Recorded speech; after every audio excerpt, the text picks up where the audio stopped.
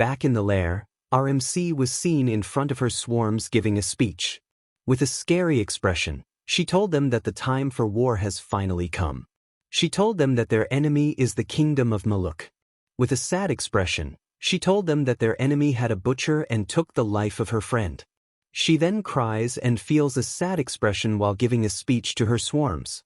Because of the collective consciousness, the swarms and Serignan also feel her emotions. They then become sad and feel the emotions. With tears in her eyes, she then banged the table and screams, "We must destroy the kingdom of Maluk. We will destroy the kingdom of Maluk." Once again she screams while raising her hand. The enemy has an angel, however, we shall not fear them. We are the true angels. With our dreadful and beautiful fangs, we can replace their wings and Arachnia's name will roar to the heaven. There is no need to hesitate. With an overwhelming speech and powerful expression, she keeps giving speech to the swarms.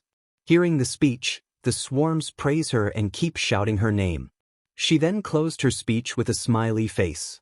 "I will lead you to a victory, for the sake and glory of the Arachnia." Once again, the swarms shouts her name after the beautiful speech. Hearing her speech, Serignan also cries and shouts her name. After the speech, our MC called Serignan and told her to follow her. Inside the cave, our MC told Serignan that they begin their meeting for strategy. Serignan kept praising her for her speech while showing a happy face. Suddenly, blood started to come out from our MC's nose. She then wipes it and assures Serignan, who is panicked, that the bleeding is done. She then takes a deep breath and says that she has come up with a strategy. She then told Serignan about her plan. She explains that there are 3 main roads leading to the capital. A direct path from Lean Town, a path through the northern mining regions, and a path from the southern farmlands. She will split their force into 3 and take all of the routes. She told her that they will kill everyone including the villagers. She explains that survivors might be a threat in the future, so she told her to not let any survivors in this plan. She then says that she will use a Ripper Swarm as the main attacker, and a Digger Swarm to break their walls in order to take down each town. Serignan, who is not really smart, then agrees with her and praises her. Our MC then told Serignan that she will be fighting in the front line with her. Hearing this, she is happy at first, but then she gets worried when she realizes that our MC is also going to the front line. Our MC then told her that she will be fine as she believes that Serignan will protect her. Hearing this, Serignan became happy and got a little embarrassed as she told her that she can rest assured. Serignan then asks our MC a question about her. She told her that her body is rather hot for a while, and asked her if she has fallen into a disease. Our MC then put her hand into her forehead and touched her forehead with hers. Seeing this, Serignan became flustered as her heart beat very fast.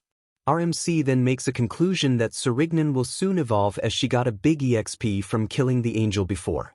She then explains to her that she can get a new form by evolving. She tells her to think about red armor, which Serignan did, and she started to imagine it and started to evolve. Her body shakes, and after that her armor got destroyed. A wing then starts to rip her back and appear as she got a new form. After the transformation, Serignan then got a new form, as her armor became red and she got 2 more sickles behind her back.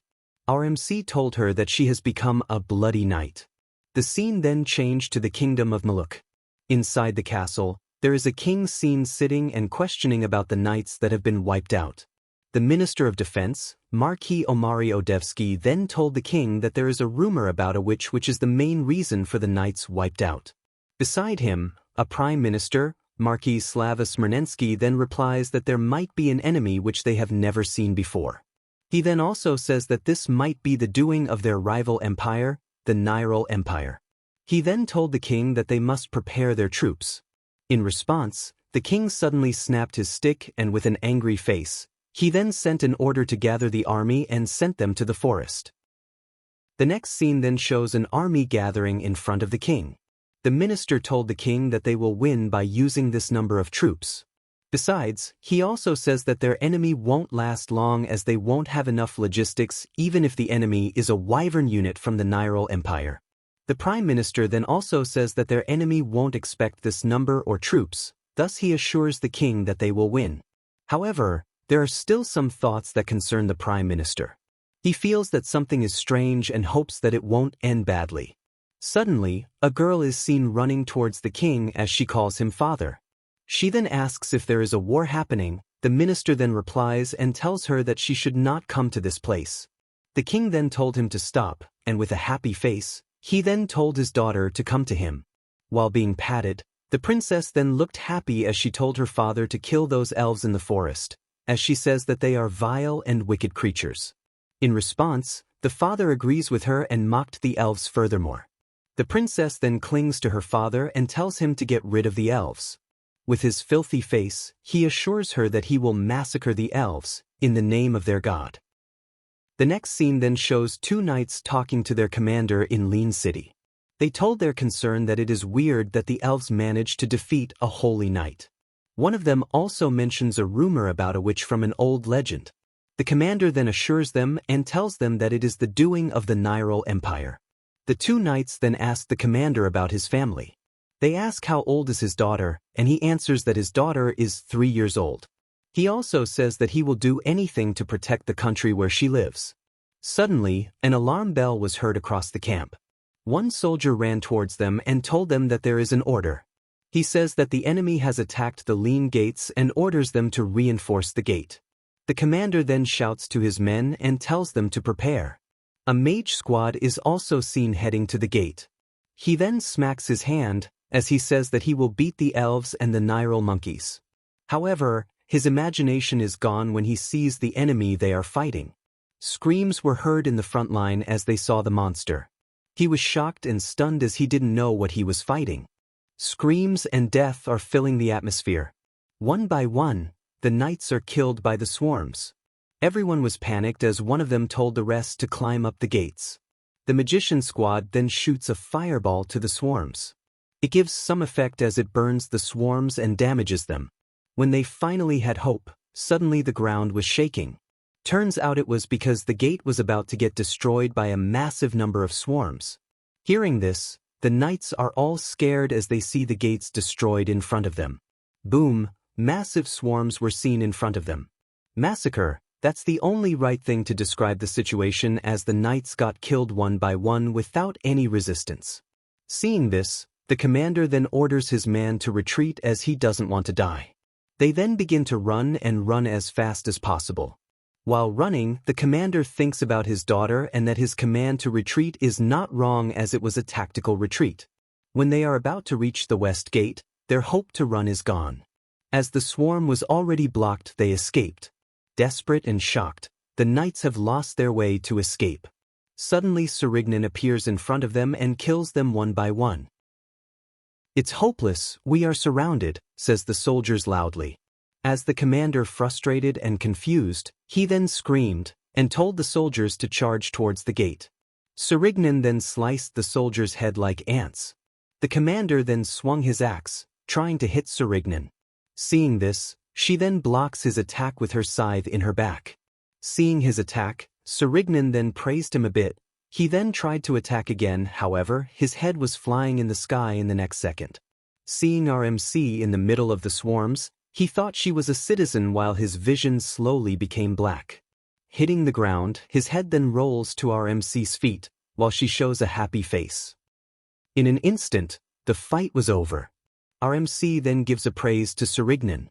She then told Serignan that she got a little too carried away. However, she still praises her and taps her shoulder as she praises her, and tells her that she will eventually become the most powerful knight in the world. Thus, she told her to not die for her. In response, Serignan then cries and shouts her loyalty to her. RMC then put her hand in Serignan's face, and told her to stop crying. She then wipes her tears. After the dramatic scene, RMC then told her swarms to finish the cleaning up, since they won't stop until they reach the capital city. Back in the palace, the king seems angry as his troops get completely destroyed. The prime minister then explains to him that the surviving troops all lost their sanity and keep repeating saying monster. Hearing this, the king then thought that the monster was referring to Nyril's wyvern. In response, the minister then told the king that Nyril's ambassador denies their involvement. Angry with the response, he then shouts and becomes more angry as he doesn't know who annihilated his 15,000 troops. The minister then told him that he had already sent an investigation team. With an angry face, he told the minister to not fail the mission. As all of them are confused, the room is filled with silence, as they keep thinking and worrying about who is attacking them. Inside the ruined Lean town, our MC was seen surrounded by her swarms. She then uses her collective consciousness to communicate with her swarms. She told them to gather in Lean town as they had managed to capture it. She also told them to have a party in the town. The swarms then got happy and hailed her name. She then calls the worker swarms, which make them happy. She told them to convert the city into an operating base for them. She then told them to make meatballs. In response, they got confused and asked her what meatballs are. She then got confused and explained to them what a meatball is. Using her hand, she explains it as Serignan spectates her from behind. After the explanation, the swarms then understood what she meant, and told her that it is called prey orbs and obeyed her to make it. After taking a breath, Serignan then came to her and asked her what is forward operating base means. She then explains to her that it is used as a temporary base. Because of Maluk's vast territory, they need to send their reinforcements as fast as possible, since speed is important in a war. She also explains that they will build a fertilization furnace like in their nest, so they can produce swarms faster. After hearing it, Serignan then understood it. Suddenly, a message appeared from her swarm in another place. The swarms told her that they have captured a city in the south and north, and they will begin to transform it into a base. Hearing this, she then gets satisfied. When she looked at her back, she realized a familiar face. It was the shop owner. Seeing his corpse while still holding the dresses, both Serignan and our MC then laugh, as they found it funny and ridiculous. With a satisfied face, she then talks to herself, saying that she will fulfill her promise, as she made a promise to lead Arachnia to victory. She then told Serignia that she won't lose and has to win. She then asked Serignan, "Do you believe in me?" In a quick response, she then put her palm on her chest as she gave her a salute pose and told her that she believed her. Then let's go, towards our glorious future. In a ruined battlefield, filled with blood and corpses, our MC then laughs, without knowing someone is watching her.